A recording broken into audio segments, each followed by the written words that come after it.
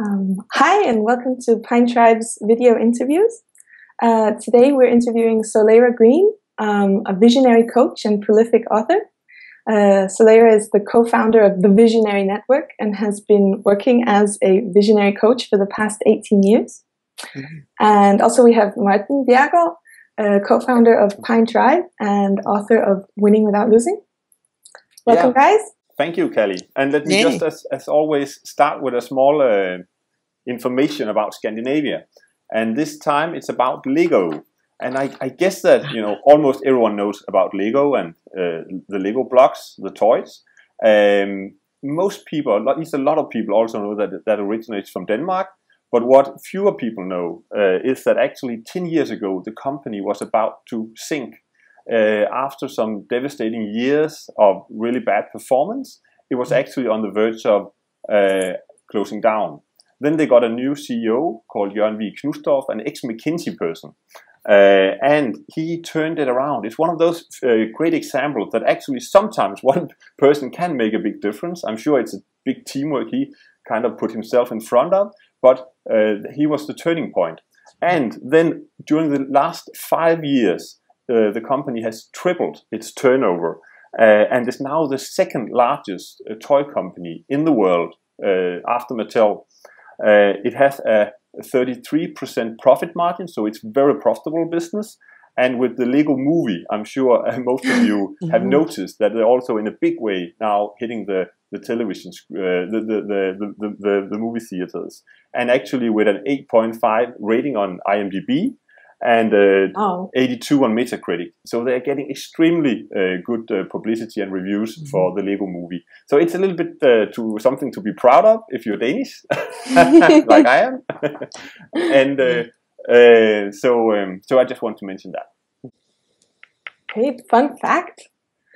Well, we always start off with the same question. We're very interested in knowing, so what is your big message for the world? Hi. I would say my big message is that every single person is amazing and has incredible, unique genius within them that just needs to be unleashed, brought to the fore. We need to not only change the education systems, but how we run our businesses and how we live our lives, that we see and relate to and call every person's genius to the fore, because that's what's going to make the world we want to see, is if every single person is unleashed in their genius. So that's my big vision. 7 billion geniuses co-creating a genius world. Ta-da! That's fantastic. Yeah. So you're a visionary coach. I'm very curious to know, what is a visionary coach? What does a visionary coach do? Well, a visionary coach, it's less about handling problems, although certainly I do loads of that with people too. It's more about seeing who you really are, seeing what the difference is you're here to make, and bringing your own unique gifts, talents, genius, abilities to the fore in order to unleash that genius and follow your passions and create in new paradigm ways new businesses, new projects, new creations for the world, how you innovate, how you create together with people, how you collaborate. So a visionary coach is kind of really putting people into the space where they can live, breathe, be that, and to have a ball while they're doing it, to have loads of fun. Because I think if you're not having fun, you're in some other paradigm. You're and I believe that when you have great energy, great vitality, great passion, you can accomplish anything and do it really fast. And in fact, do multiple projects really fast. So it's a matter of how do you get people to that place of vitality and resilience and knowing and instinctive capacity to be able to move things and to source incredible projects into the world. Because, most people think, if I take on something big, I'm going to get overwhelmed, I'm going to get stressed, that's too much. And I would say the opposite. No, the bigger you take it on, the more fun you have, the better it all goes. So I coach people to operate in new paradigm ways to make a difference in the world. Yeah. And when you say make a difference in the world, and have fun with it. I just get this this image of at least an experience that was very, very difficult for me. And I meet a lot of people who have the same difficulties. And that is when you go into the big problems of the world, like poverty, for instance, like lack of education in India or places like that. I'm running a school in India. And I thought that that was, for a while, I thought that could be my life purpose. And I set up a school in India and did some other charity work there. And actually, I felt that it was very difficult for me to have fun with it. And I feel a little bit selfish for pulling out of that reason. But I did also meet a lot of other social visionaries or people working on the ground with NGOs in third world countries who didn't seem happy to me. And therefore, of selfish reasons, I pulled a little bit out of it. I'm still running the school in India, but I'm not applying myself, and I haven't scaled it to 10 or 100 schools. So I went back to Denmark and put some distance between myself and all this misery that I was encountering while working on the ground in India, simply to protect myself and to protect my own happiness, if that makes any sense. It makes perfect sense to me. Let me explain how I would come at that. First of all, if you're trying to fix what is as a problem, it's like trying to push an elephant up a hill. And you will probably get really stressed, really, like you said, what happened for you. You don't enjoy it because you're pushing the elephant up the hill. What you have to do is step back from that and say, what do I want to accomplish? And then stop trying to fix the problem. If instead you reorient to what is it that not only do I want to give, but what outcomes do I want to see? And then you look at brand new models for how that could be created. What happens is suddenly it unleashes it. It gets exciting. It becomes fun. And mostly I find in projects like what you're talking about, it's when the local people are empowered and inspired to carry it themselves is when it tends to work. So collaboration is part of the new paradigm and self-leadership empowerment, you could say it that way. All the entrepreneurial projects in third world countries, those kinds of things. Now, and the key is not to have an organization. I say that organizations kill. I just mean kill passion, They just, once you've got rules, you stifle creativity and genius. So most organizations are filled with rule books and how you do things and how we're supposed to do things. And I'm an entrepreneur and I believe in entrepreneurial endeavors as you do.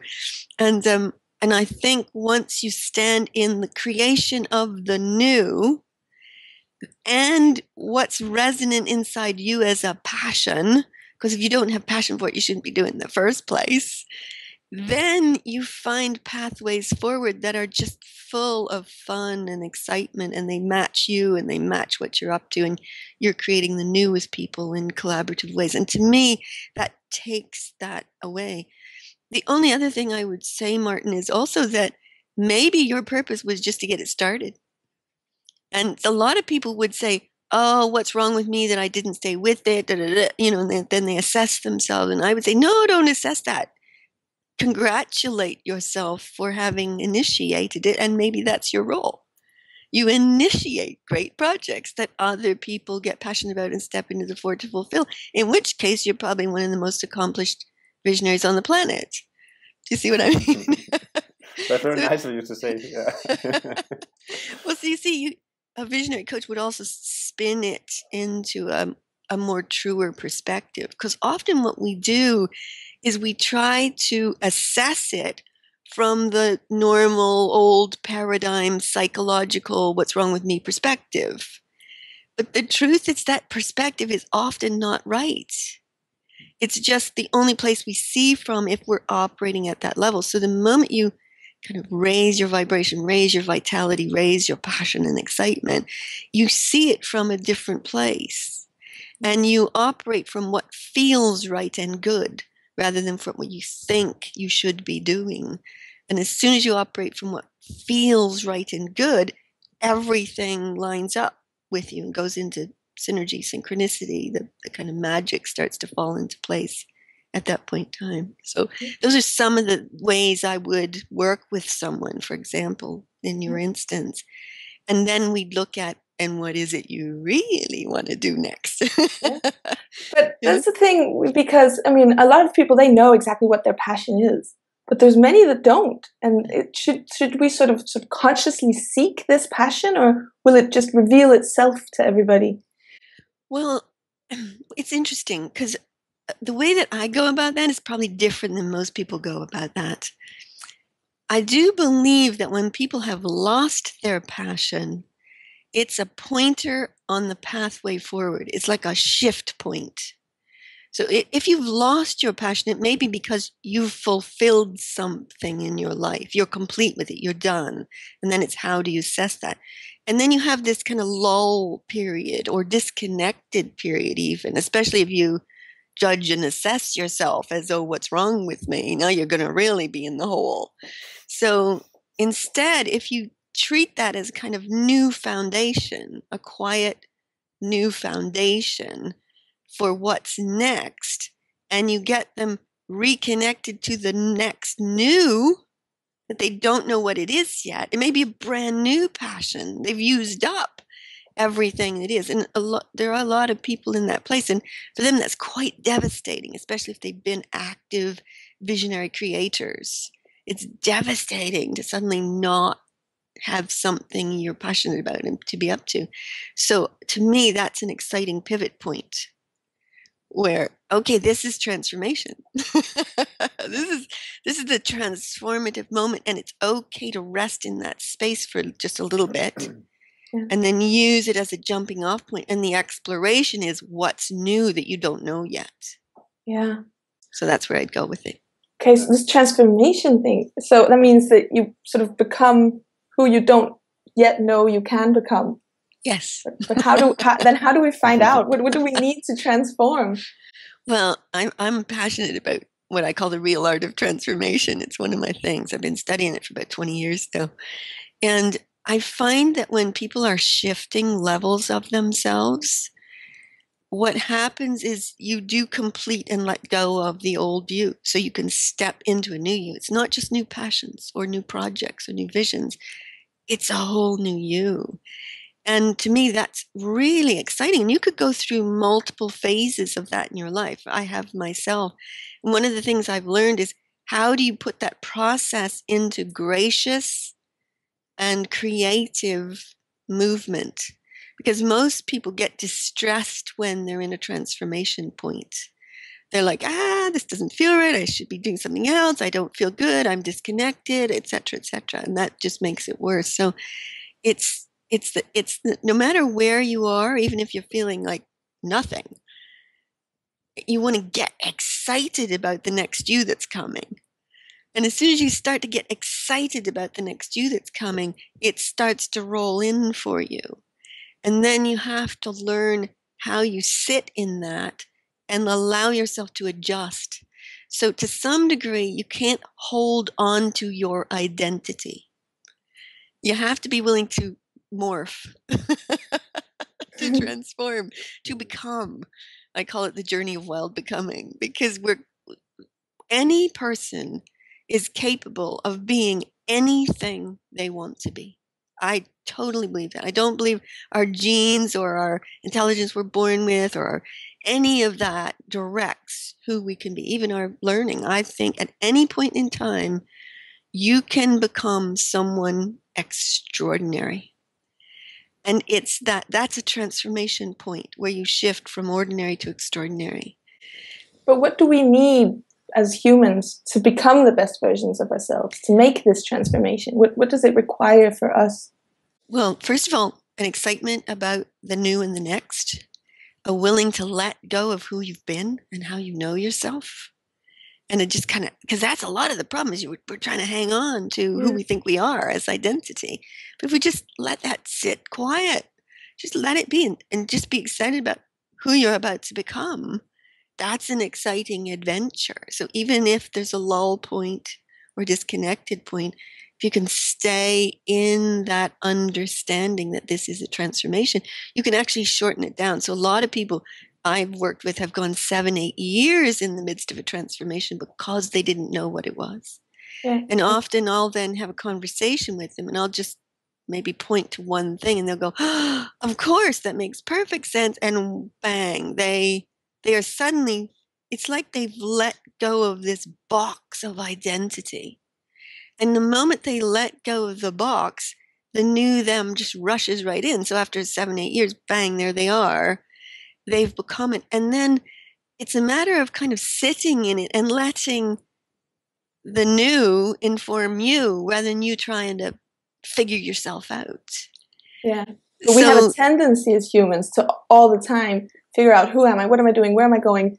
It's very difficult. And it can also be one of the very intimidating things about letting go is because you don't know what you will become, or you don't know, you have an idea of what you want to be. Yeah. But it could be a monster. Yeah. Yeah, you might unleash a monster. Well, I trust in the process of transformation on a global scale, even more than that, on a universal scale. I trust the process. I think that no matter what happens to us, we are always driving ourselves forward to a better us. And not just to a better myself, but to a better us as a human race, for example. I believe that we're going through a massive global transformation. It's happening personally to every person. So I'm not sure everybody's aware that it's happening globally, but it's happening globally. I mean, if you look today, if I ask an audience how many of them have gone through transformation in the last 10 years, 90+%, maybe even 99% will stick up their hands. Whereas 10 years ago, if I asked that question, I'd maybe get 30%. So it's very different today. And I do think it's not just ourselves and the journey of self-discovery and self-growth. I think it's a little bit more than that. I think it's a global transformation of the human race to the next levels of ourselves. So each one of us is playing our part in that and stepping up to becoming something greater. And I guess the biggest thing is to relax into the process and find somebody who can help you through it as well is a good thing. Because I think once you have an understanding that you're in the process of transformation, it works much better than when you don't know that you're in it. So those would be some of the things I would recommend. Do we tend to have an idea that we're in the process of a transformation? I don't know if everybody knows that. I work with a lot of people who, some of them are very aware, and yes, they know. Mm-hmm. And others just think they're in the hole.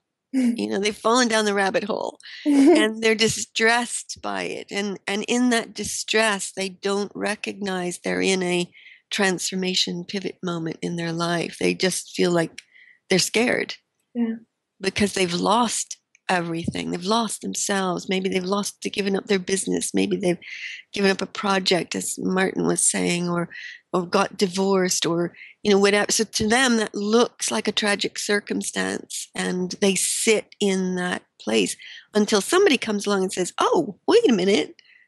Maybe this is transformation. Maybe this is you going into something new." And then suddenly they go, "Oh." And just that awareness alone puts them on a different path that's a lot more gracious and fun and exciting, actually, once they can make that awareness.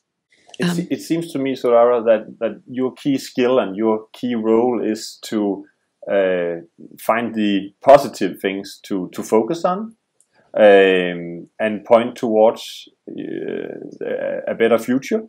In some ways, I think that you could have the notion of a super optimist or something like that. Would that be fair? Or Yes, it's funny. I don't use the words positive or optimist, but yes, no, absolutely, it would be true. What I talk about is that mostly we're trained in life to orient to solving problems, and I say no, wrong focus. Orient to fulfilling potential. That everything that's happening is potential pointing the way forward for you. And the moment you stop looking at it as solving a problem and start looking at it as a potential calling you into the game, everything changes. So it's a reorientation from problem to potential. And I happen to believe the world's in very good hands. Ours. And all the people who are transforming and these wonderful creators that in the last 10, 15 years have just popped up out of nowhere, visionary creators. And they're creating brand new ways to do things. And they may not have money. They may be in some tiny village in Africa and they're inventing brand new ideas and solar capacity, and they're solving the world's problems. The little kids that are just suddenly solving all these problems at the age of 8 and 10 and 12, and it's because they're not thinking like we're supposed to think. Yeah. They're oriented to look in a different place, and to me I would call it innovation, but it's looking at the new, at the potential, at the possibilities that are waiting to unfold, rather than looking at the problems. But where do you place all the terrible stuff that also goes on in your mind? What do you do with that? Like, people are also slaughtering each other in Africa just these days, and I think it's difficult to sometimes read this and not get pulled into a problem mode. At least it is for me, and I'm thinking, could I do anything about that? And I feel completely powerless. I can't. Or maybe I can, but I haven't, found it yet, or I'm not willing to make the sacrifice and leave what I know to try to make a difference, and probably still be naive to think that I could make a difference. Anyway, all those kind of mixed emotions and bad emotions come up in me when I read about what's going on also in the world. And how do you deal with that? Very differently. I hold that everything that happens has a greater purpose. And of course, I am for a world where everyone gets along, where there are no wars, where everyone is fed and abundant and creative. Of course, I'm for that. But if I give my energy in any way, shape, or form to the problem, what you give your energy to increases. So the more I think it's terrible, the more I focus on it's terrible, the more terrible it becomes. So instead, for me, I stand in a larger place, a bigger picture, and I hold the beauty of the human race fulfilling itself. And I work with others around the world to energize, to create the consciousness for, to fulfill in practicalities that every person is amazing. Every circumstance has potential, pointing us towards something. And I go to work at it from that place. In other words, you can't push the elephant up the hill, nor can you collapse in a place of despair because the world is a mess, because that doesn't help. That just makes it worse. You're dropping the vibrational frequency of the world if you drop into it. So we can't just ignore it. Yeah, I'm not talking about ignoring it. I'm talking about going to work on the new that replaces it. So again, you've got the old and you've got the problem, and you go to work on the new that replaces it. And to me, the new that replaces it is empowering, inspiring every single person on the planet to know themselves, to be there, to make a difference, to unleash that something beautiful in themselves that makes them a great human being. And that allows them, the other thing I'm at work on is connection. So when we are connected, not only to one another and to ourselves, but to life, you can't harm something else. It's to the extreme. I have to put spiders into jars and take them outside. Do you know what I mean? It's like you can't, when what you're working on is a world of connection and a world of unique, amazing geniuses, that's the world I'm enhancing all the time. I'm giving no energy to the war, but I'm working on what will displace it.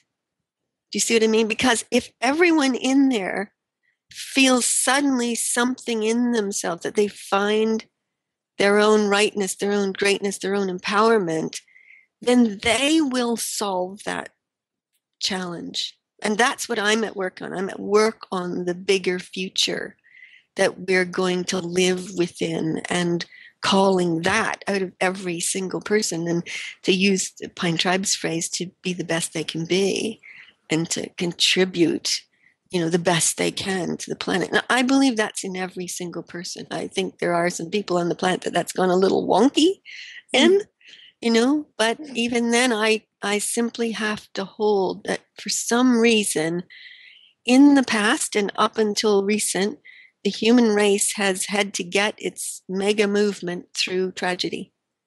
Maybe that's because we weren't conscious enough. We weren't aware enough of who we could be. But now I believe we are. And I believe we don't need tragedy to move us into the next levels of ourselves. It's one of the things I also coach and train people in, is how, okay, you don't have to have everything fall apart in order to transform. You could just step into the next level of yourself. And if you do that, then you don't need tragedy to take you there. Do you see what I mean? When was the last time you yourself, Soleira, lost your way, and what triggered that? Probably in the early 2000s.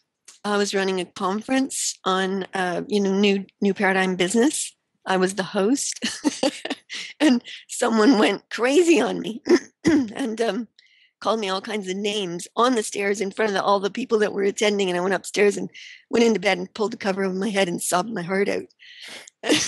Yeah. Excuse me. And it took me 6 months to kind of figure out what that was. And it was brilliant once I got it. I realized I wasn't standing in the power of my true leadership. I was at that point in my life, I was too nice. I'm Canadian. Canadians are really nice people. Now, I'm probably even nicer now, but I'm more powerfully nice. I didn't become unkind or a leader that's like, you will do what I say. No, I found the core strength in myself to always be true for what's right in the moment. And that's what I wasn't doing back then. So I can look back and say that was one of the most humiliating moments of my life. But I can also say, wow, what I gleaned out of that, what I created as the outcomes, that's not a tragic occurrence for me. Mm-hmm. That's a moment in time that the universe shaped for me to have me become more of who I had to become in order to do the work I'm here to do. Mm-hmm. So now today, I'm 14 years on from there. I don't need somebody to do that to me to take the next step. I'll feel the urgings in myself and also go, yes, let's not have. So it's been years since I've had any kind of kickback, tragedy, problem at all, because I live in the grace of my own new becomings constantly. Does that mean that you have practiced so much that you don't get negative thoughts anymore? Or does it more mean that you know how to deal with them when they come? I don't have them anymore. Everything that comes at me, even if I certainly don't have them in myself. And that's a whole other conversation about moving from the brain to connecting to what I call the big brain. You're plugging in to the larger context of life. And at that point, you stop thinking personal thoughts and you live in a stream of knowing of what's the right and true in the moment. So for that reason, I don't have them myself personally anymore. But also, I teach people to have the art, the skill of, no matter whether it's coming externally or internally, how you flip that into your movement forward. Because everything that happens to you happens for a purpose. You're constantly driving yourself into the next levels of yourself. There's nothing that happens that isn't that, I believe. And even if somebody would say, I don't believe that's true, boy, is it ever empowering to believe that. So whether it's true or not, to me, is irrelevant. That I believe it makes my journey passionate, powerful, fulfilled, and gracious. Therefore, why wouldn't I choose to, look at it from that place? Because it lets me immediately orient out of any problem and go straight into the wonderful things that are waiting for me as I move my way through it. I think that's an interesting point, that you're actually aware that in the strictest sense, some of the things you choose to believe are not necessarily, true, at least in a scientific way, true. Yeah. But you choose to believe them because it makes your life and your journey better and makes you have a better impact in the world. Is that right? Absolutely. Yeah. Choose a belief that empowers you. I would never tell someone what to believe because I think we're all unique and we got to find our own place with that. But always choose a belief that empowers you and takes you to the next level of yourself. That's what I would say. I think it's a beautiful concept of living up to your full potential. But what do you think is the most difficult part of living up to one's full potential for most people? Well, yeah, I was going to say for me, it's the most fun you could possibly have. But I do realize there's a lot of people struggle with that. I think they struggle probably because they're encapsulated by the old paradigm, what I call cultural whispers, how it's supposed to be, what you should be doing, how you're supposed to do it.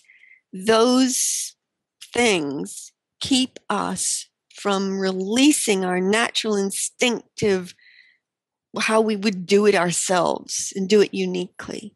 Mm-hmm. And one of the things that I'm at work on training people at and coaching people for is how would you do it? If you could make it up new right now, if you could do it your way, how would you do it? And once that's unleashed, the pathways just unfold in front of you and become really, really exciting and a lot of fun.